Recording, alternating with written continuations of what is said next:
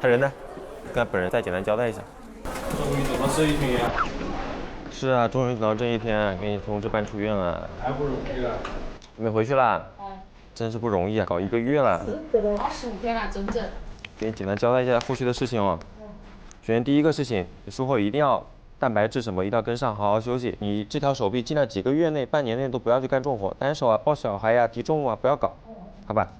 然后第二个事情，换药，一定要积极换药，4天左右一定要换一次，换半个月，10天左右拔第一根管子，那个管子拔的方法我也写在那个小条子上面了。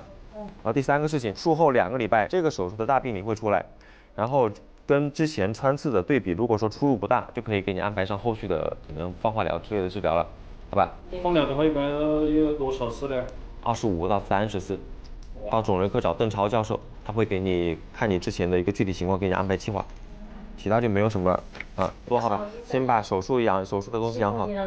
以后你这个了不起的医生呢？以后都是在这里上班吗？那不一定。会不会早起劳教？那也不一定。他也说不定来楼底了啦，楼底个广州医科大学。对啊，以后说不定来楼底找你来。要等。那楼顶到我不再来玩了。收拾东西啊，办出院，路上慢点，拜拜。谢谢你了啊。好。好，辛苦啊。好，没事没事。联系。好。